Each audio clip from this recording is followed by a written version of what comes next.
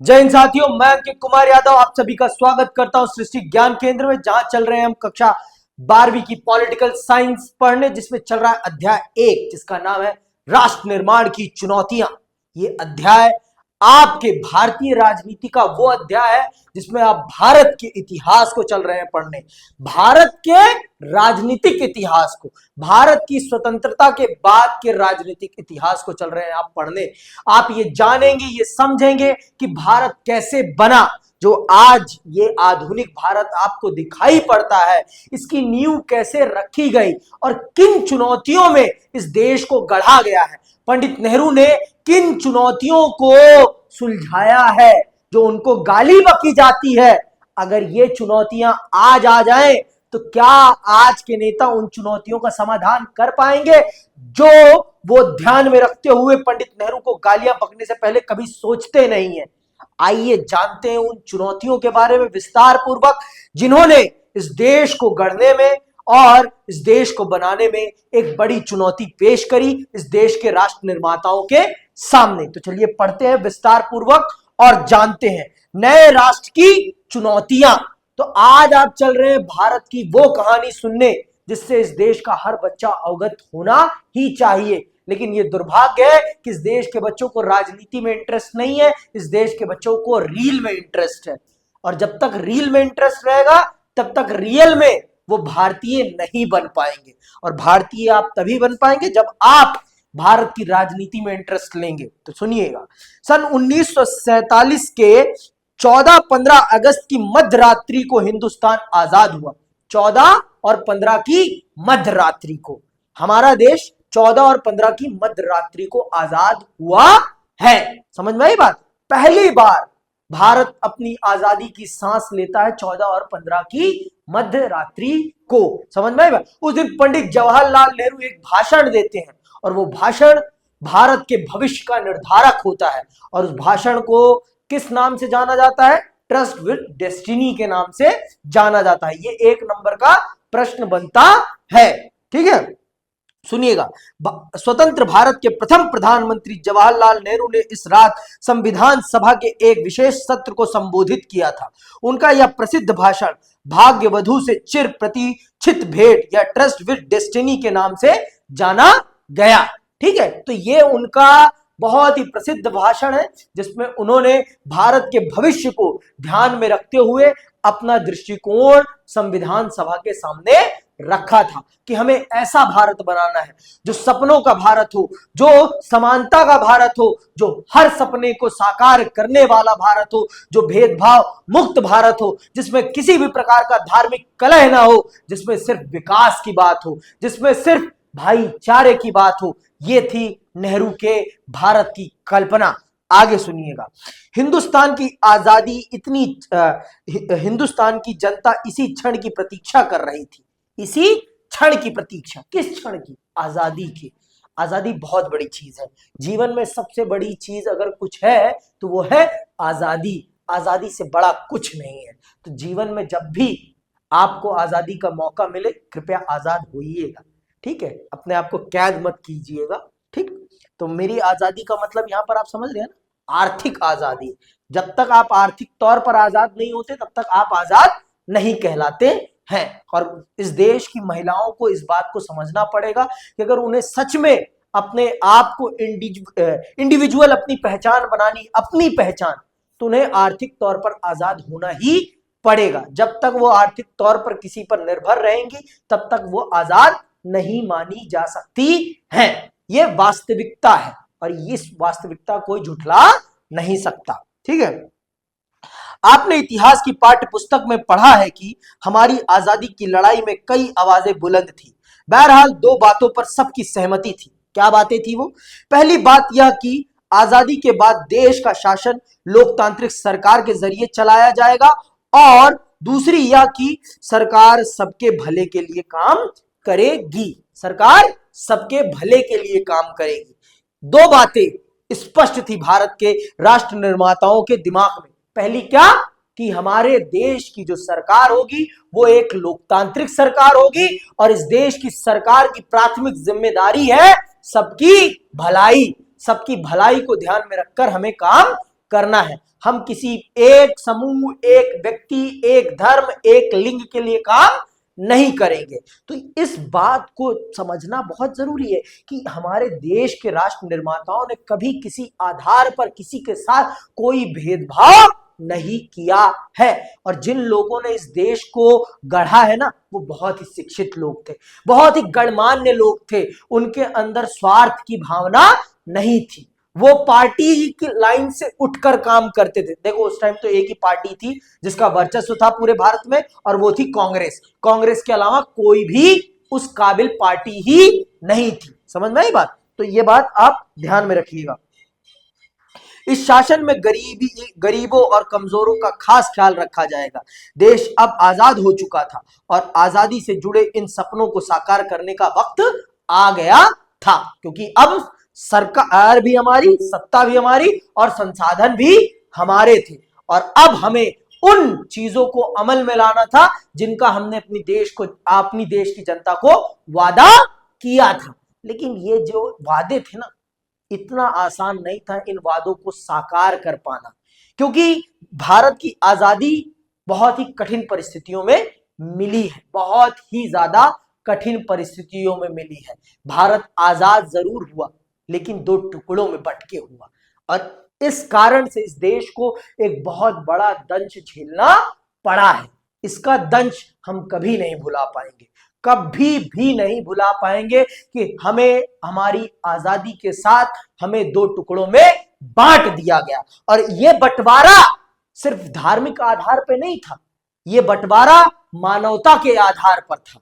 मानवता को बांटा गया था उस दिन, जिस दिन बांटा गया था, जिस दिन रेड क्लिफ ने भारत के नक्शे को दो भागों में बांटा, उस दिन सिर्फ उसने दो समुदायों के बीच रेखाएं नहीं खींची, दो भौगोलिक सीमाओं के बीच में रेखाएं नहीं खींची, उसने दो दिलों के बीच में, दो संप्रदायों के बीच में रेखाएं खींच दी।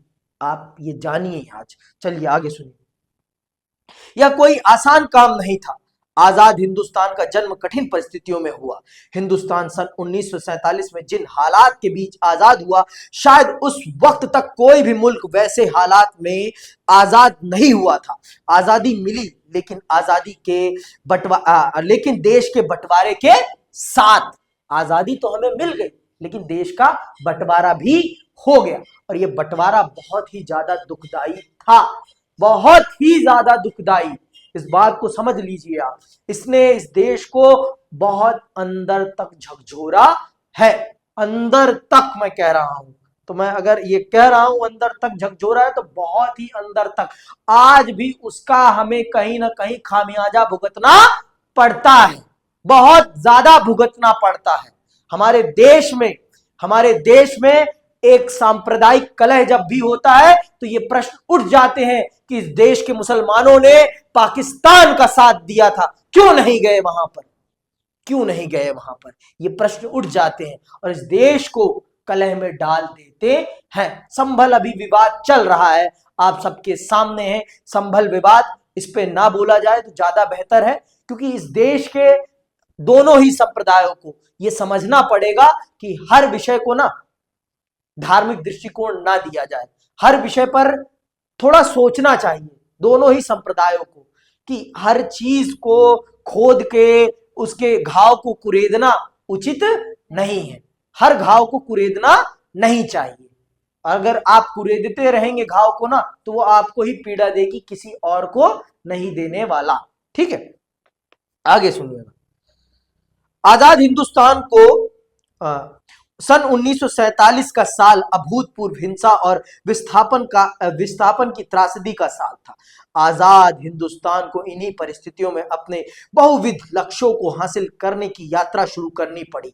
आजादी के उन उथल पुथल भरे दिनों में हमारे नेताओं का ध्यान इस बात से नहीं भटका कि यह नया राष्ट्र चुनौतियों की चपेट में है। कभी नहीं भूले हमारे राष्ट्र निर्माता कि ये देश नया है और इस देश में समस्याएं बहुत सारी हैं, और उन समस्याओं को ध्यान में रखते हुए उन्होंने इस देश के निर्माण के काम को आगे बढ़ाया और कभी पीछे मुड़कर नहीं देखा। इस देश के राष्ट्र निर्माताओं का हमें बहुत कृतज्ञ होना चाहिए, बहुत ही ज्यादा कृतज्ञ। सबसे ज्यादा कृतज्ञ हमें लाल बहादुर शास्त्री जी का, सॉरी, लाल बहादुर शास्त्री, सरदार वल्लभ भाई पटेल जी का होना चाहिए, जिन्होंने इस विखंडित भारत को एकीकृत भारत के रूप में इकट्ठा किया। और फिर पंडित नेहरू का भी हमें दिल से कृतज्ञ होना चाहिए, क्योंकि उस व्यक्ति ने उस भारत का नेतृत्व किया जिस भारत का नेतृत्व करने में ना अच्छे अच्छों के पसीने छूट जाते। आज जो लोग पंडित नेहरू को गाली बकते हैं ना, अगर उनको नेतृत्व मिला होता ना, ये देश और भी टुकड़ों में बट जाता। क्योंकि आज जिस दृष्टिकोण से राजनीति की जा रही है ना, उस टाइम ऐसी राजनीति कदापि स्वीकार्य नहीं होती। अगर उस समय इस प्रकार की राजनीति होती ना, तो उस आग में घी डालने का काम होती आज की राजनीति। लेकिन हमारे देश की युवा पीढ़ी इस बात को समझती ही नहीं है। वो समझती है कि आग में जितना घी डाला जाए उतना ही बेहतर है, उतना ही प्रकाश होगा। प्रकाश भी होगा तो जलाएगी भी वो आग। ये भी तो जानो आप, ज्यादा घी भी नहीं डालना चाहिए, ज्यादा अच्छा नहीं होता। अति किसी भी चीज की अच्छी नहीं होती, अति सदैव नुकसानदेह होती है। देखो, जब हम आजाद हुए तो हमारे सामने प्रमुख तौर पर 3 चुनौतियां थी। पहली चुनौती राष्ट्र निर्माण की थी। दूसरी चुनौती क्या थी?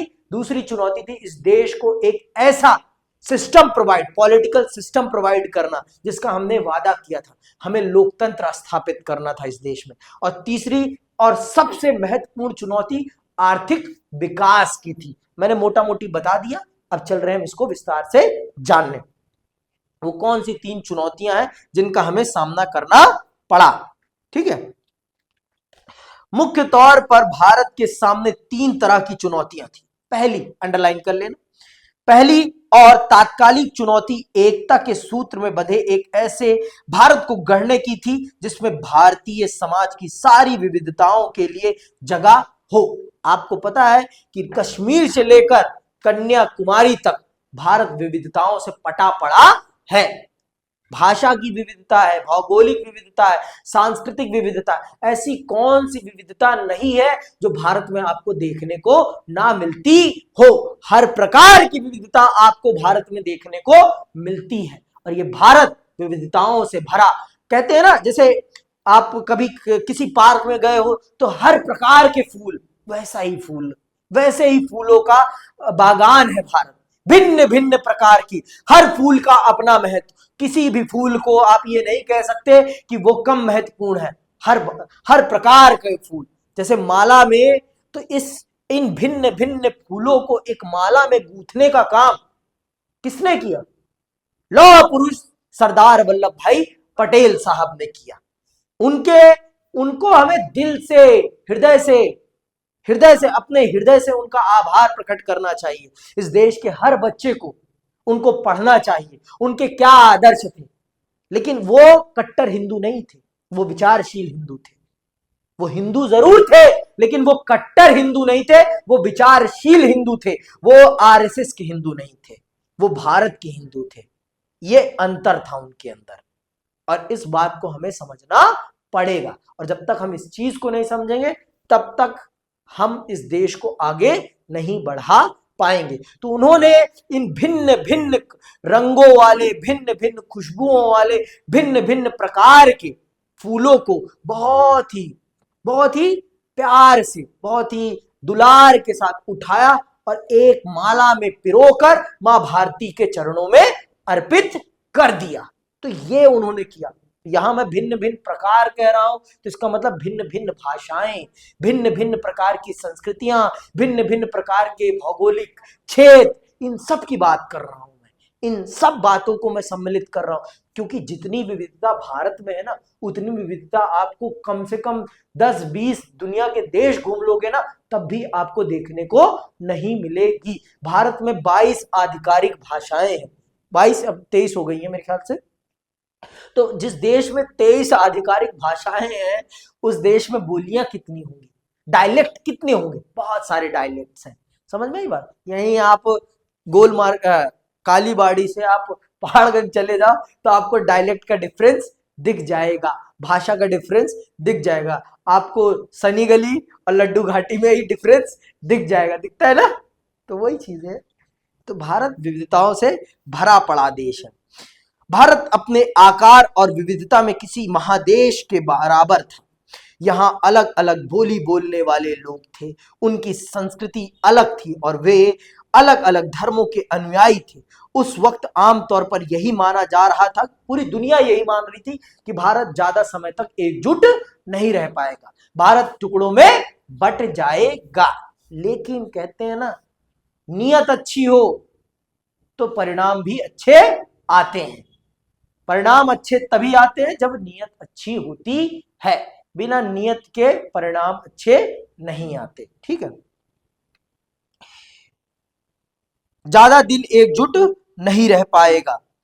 देश के विभाजन के साथ लोगों के मन में समाई यह आशंका एक तरह से सच साबित हुई थी। भारत के भविष्य को लेकर गंभीर सवाल खड़े थे। क्या भारत एक रह पाएगा? क्या ऐसा करने के लिए भारत सिर्फ राष्ट्रीय एकता की बात पर सबसे ज्यादा जोर देगा और बाकी उद्देश्यों को तिलांजलि दे देगा? क्या ऐसे में हर क्षेत्रीय और उप क्षेत्रीय पहचान को खारिज कर दिया जाएगा? उस वक्त का सबसे तीखा और चुभता हुआ एक सवाल यह भी था कि भारत की क्षेत्रीय अखंडता को कैसे हासिल किया जाएगा। मतलब बहुत सारे प्रश्न थे। आप इन प्रश्नों को जब खोजने निकलेंगे ना, तब आपको पता चलेगा नेहरू ने करा क्या है, नेहरू ने इस देश के लिए करा क्या है। इस देश को बनाने में ना नेहरू ने ही सबसे बड़ी भूमिका निभाई है, सबसे बड़ी भूमिका। सबसे बड़ी चीज तो उसने एक लंबे समय के लिए इस देश को स्टेबल गवर्नमेंट प्रोवाइड करी है। स्टेबल गवर्नमेंट प्रोवाइड करना, सबसे स्टेबल नेतृत्व प्रोवाइड किया है, सबसे बड़ी बात यह है। पंडित नेहरू ने यह किया है, पंडित नेहरू ने वो किया है इस देश के लिए जो कोई नहीं कर सका है और न कर पाएगा। वो इस देश के उन्होंने इस देश को लगाया है, इस देश को सींचा है, और आज आप उसका फल खा रहे हो तो आप उनको गाली बक रहे हो। बाप को गाली नहीं बकते, बाप हमेशा बाप ही रहता है। ठीक है, बाप की इज्जत करोगे तो आपकी भी इज्जत बढ़ेगी, बाप को गाली दोगे तो आपकी भी समाज में इज्जत नहीं होगी। तो मैं आज के नेताओं से और इस देश के भविष्य से यही कहूंगा कि बाप को गाली नहीं देते, बाप की इज्जत की जाती है। हाँ, गलतियां बाप से भी होती हैं, मैं मानता हूं, लेकिन गालियां नहीं बकी जाती बाप को, उन्हें सुधारने की कोशिश की जाती है, ना कि गालियां बकी जाती हैं। इस बात को समझना बहुत जरूरी है। और जिन परिस्थितियों में पंडित नेहरू ने इस देश को बनाया है, चलाया है ना, अगर आज का बच्चा उस समय चला जाएगा ना, पैंट में ना पानी निकल जाएगा। इतनी कठिन परिस्थितियों में इस देश को बनाया गया है, आप खुद देख रहे हो। कल्पना करो ना, आज जितनी आपके पास आधुनिक सुविधाएं हैं उसमें से कुछ भी नहीं है, कुछ भी नहीं है।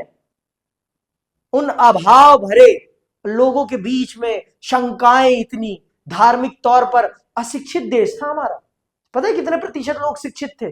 आपको तो पता होगा, सिर्फ 13% लोग शिक्षित थे। 13% लोग। इस देश में 87% लोग क्या थे? अशिक्षित थे। और उनके अंदर भ्रम की भावनाएं कितनी होंगी? फिर भ्रम कितना होगा आप खुद सोचो। सूचना का कोई बहुत बड़ा तरीका नहीं था। तो अब आप खुद सोचो, इस देश को बनाने में पंडित नेहरू को कितनी चुनौतियों का सामना करना पड़ा होगा।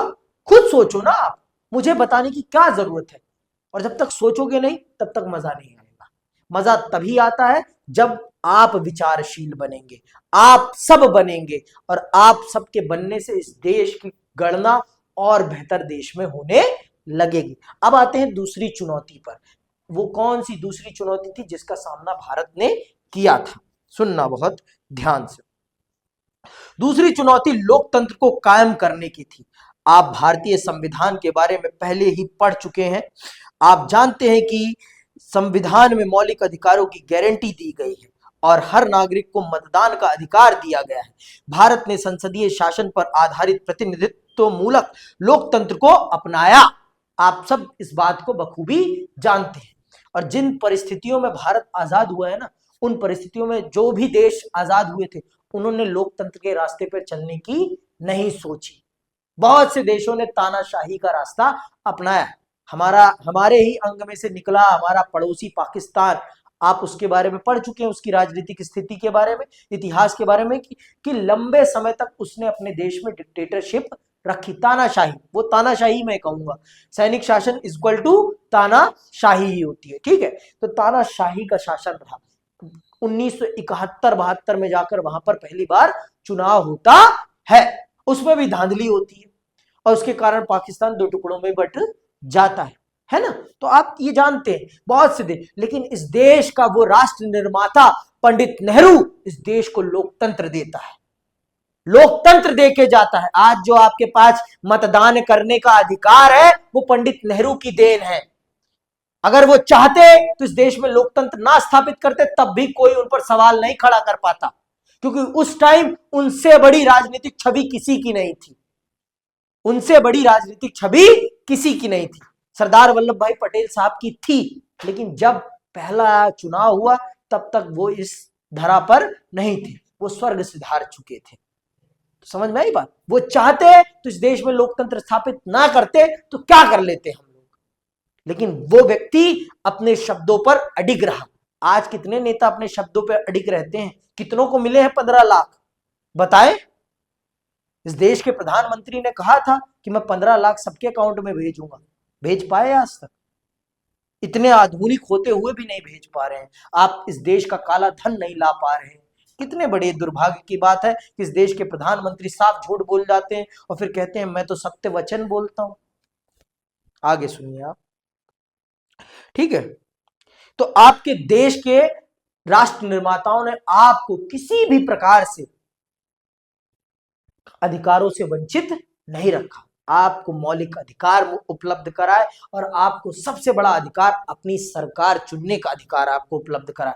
महिलाओं को खासकर, जब तक भारत में महिलाओं को अधिकार मिला, प्रतिनिधित्व मूलक लोकतंत्र के आधार पर सार्वभौमिक वयस्क मताधिकार मिला ना, तब तक बहुत से देशों में महिलाओं को अधिकार ही नहीं था और बहुत से देशों में अशिक्षित लोगों को तो अधिकार ही नहीं था सरकार चुनने का। उस स्थिति में पंडित नेहरू ने इस देश के हर नागरिक को जो 21 साल से ऊपर उम्र का था, उसे उन्होंने वोट डालने का अधिकार दिया, चाहे वो शिक्षित हो, चाहे वो अशिक्षित हो, चाहे वो महिला हो, चाहे वो पुरुष हो, कोई भी हो। जो भी 21 साल की उम्र के ऊपर है उसे भारत की राजनीति में अपना मत व्यक्त करने का अधिकार पंडित नेहरू ने दिया। समझ में आई बात। तो आप इस चीज के लिए उनकी कृतज्ञता माने। देखो कुछ भी हो, पंडित नेहरू के सामने हमारे संविधान निर्माता बाबा साहब अंबेडकर भी चुनाव हार गए थे, उनके एक सामान्य से कैंडिडेट के सामने, वो चुनाव हार गए थे। तो अब आप खुद सोच लो पंडित नेहरू की छवि क्या थी। आज जितना प्रचार प्रसार कुछ भी नहीं था, फिर भी पंडित नेहरू थे। समझ में आई बात। कोई प्रचार प्रसार का तरीका आज की जैसे टीवी तो नहीं था ना होर्डिंग पोस्टर लगते थे इतने बड़े बड़े, तब उनकी पॉपुलैरिटी कितनी थी खुद सोचो आप, कल्पना करो। और आज के बच्चे फालतू में गाली बकते रहते हैं। दुर्भाग्य है इस देश का। इन विशेषताओं से यह बात सुनिश्चित हो गई कि लोकतांत्रिक ढांचे के भीतर राजनीतिक मुकाबले होंगे। लोकतंत्र को कायम करने के लिए लोकतांत्रिक संविधान जरूरी होता है, लेकिन इतना भर ही काफी नहीं होता। चुनौती यह भी थी कि संविधान से मेल खाते लोकतांत्रिक व्यवहार बर्ताव चलन में आए। तो हमने वो सारी चीजें बहुत ही सहूलियत के साथ निर्मित की, जिसके माध्यम से इस देश में लोकतंत्र को स्थापित किया जा सके और इस देश को एक लोकतांत्रिक रास्ते पर आगे बढ़ाया जा सके, बहुत ही प्रेम पूर्वक। ठीक है। तीसरी चुनौती आते हैं अब तीसरी चुनौती पर। तीसरी चुनौती क्या थी? आर्थिक विकास की थी। तीसरी चुनौती थी ऐसे विकास की जिससे समूचे समाज का भला होता हो, ना कि कुछ एक तबकों का। तो हमें विकास का एक ऐसा रास्ता अपनाना था जिससे इस देश के हर नागरिक को अपनी मूलभूत जरूरतें और वो गरीबी की गर्द से बाहर निकल सके, ना कि कुछ चुनिंदा लोगों को कमाने का अवसर दिया जाए। तो हम पूंजीवाद तो अपना नहीं सकते थे, क्योंकि हमारे देश की जनता के सामने जेब में फूटी कौड़ी नहीं थी, और बिना फूटी कौड़ी के पूंजीवाद सक्सेसफुल नहीं होता। क्योंकि पूंजीवाद का उद्देश्य क्या होता है? लाभ अर्जित करना, और लाभ तभी अर्जित होगा जब जेब में कुछ होगा, लोगों के पास खर्च करने के लिए कुछ होगा। समझ में आई बात। तो हमारी देश की उस समय स्थिति बहुत ही बदतर थी। हमारे पास अपने लिए 2 वक्त का भोजन भी नहीं था। जब हम आजाद हुए तो हमारे पास 2 वक्त का अपना खुद का भोजन भी नहीं था। हम भोजन के लिए अमेरिका पर निर्भर थे। किस पर निर्भर थे? अमेरिका पर। इतनी गंदी स्थिति करके गए थे यहां से कौन? अंग्रेज। अंग्रेज इतनी गंदी स्थिति में हमें करके गए थे कि हमारे पास कुछ भी नहीं था। हम भिखारी बन गए थे। हम भिखारी बन गए थे। मैं ये शब्द बहुत गंदा है लेकिन क्या कहूं, सच यही था। ठीक है। इस देश को भिखारी बनाने में इस देश के लोगों ने ही उनका साथ दिया था, ये भी सच है। आगे सुनो। इन मोर्चों पर भी संविधान में यह बात साफ कर दी गई थी कि सबके साथ समानता का बर्ताव किया जाए और सामाजिक रूप से वंचित तबकों तथा धार्मिक सांस्कृतिक अल्पसंख्यक समुदायों को विशेष सुरक्षा दी जाए। संविधान ने राज्य के नीति निर्देशक सिद्धांतों के अंतर्गत लोक कल्याण के उन लक्ष्यों को भी स्पष्ट कर दिया था जिन्हें राजनीति को जरूर पूरा करना चाहिए था। अब असली चुनौती आर्थिक विकास तथा गरीबी के खात्मे के लिए कारगर नीतियों को तैयार करने की थी। अब थी असली चुनौती। वास्तविक चुनौती तो आर्थिक विकास की होती, क्योंकि जब तक लोगों के पास पैसा नहीं आएगा तब तक लोग आगे नहीं बढ़ पाएंगे, और जब तक आर्थिक विकास नहीं होगा तब तक देश आगे नहीं जा सकता है। तो सबसे बड़ी चुनौती यही चुनौती थी। तभी देखो, अब एक बात मुझे बताओ, जो देश गरीबी के गर्द में है उस देश को पहले अपने लोगों के लिए भोजन बनाने वाली चीजें बनाना जरूरी है कि बंदूक चलाने वाली चीजें बनाना जरूरी है? स्वाभाविक सी बात है, स्वाभाविक सी बात है ना। तो किस बात के लिए पंडित नेहरू को यह गाली दी जाती कि उन्होंने चीन से लड़ाई करने के लिए अपने आप को तैयार नहीं रखा था? हमारी स्थिति उस समय नहीं थी कि हम हथियारों पे पैसा इन्वेस्ट कर सके।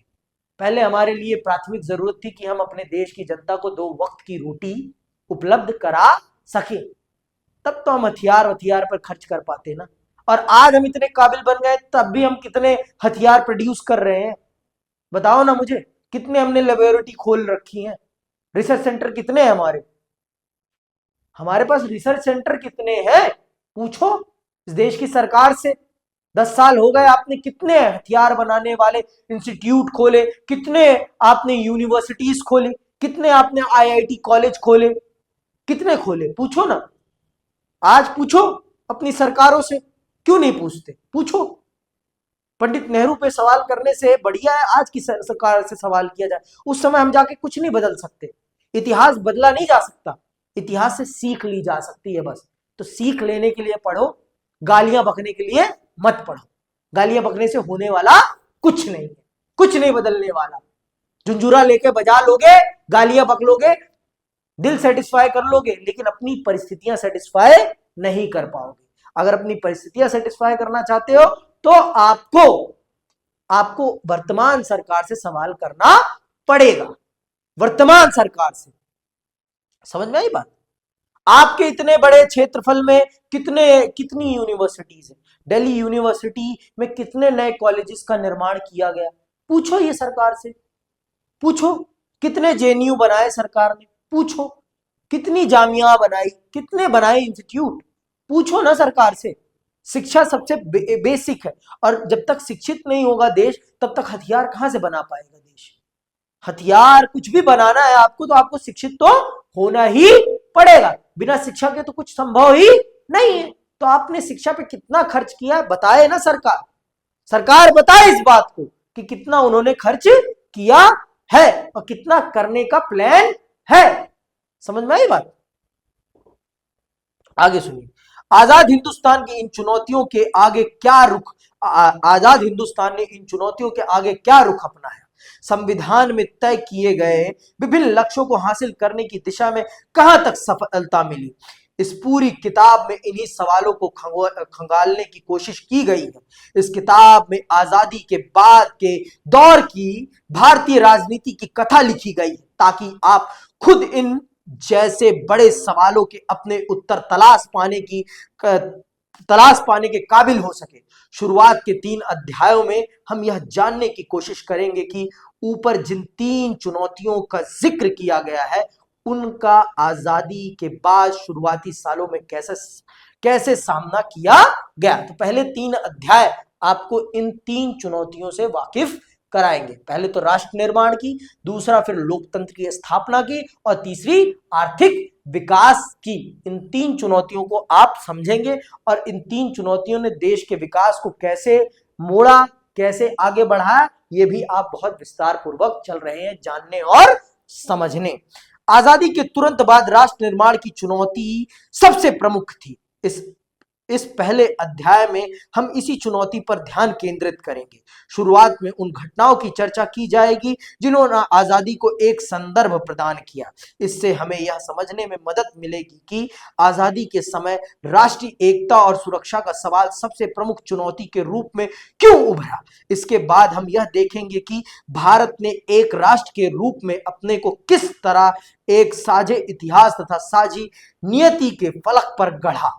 अगले 2 अध्यायों में हम लोकतंत्र कायम करने और बराबरी तथा इंसाफ पर आधारित आर्थिक विकास हासिल करने की चुनौती पर विचार करेंगे। तो ये आपके इस अध्याय की प्रमुख विषय वस्तु होगी। आज के इस अध्याय में आप प्रमुख तौर पर भारत के निर्माण की, भारत के शेपअप होने की गाथा को पढ़ेंगे, लेकिन हम ये पढ़ेंगे अगली क्लास में। आज के लिए यही मैं समाप्त करता हूं। मैं आपसे विदा लेता हूं। जय हिंद, जय भारत।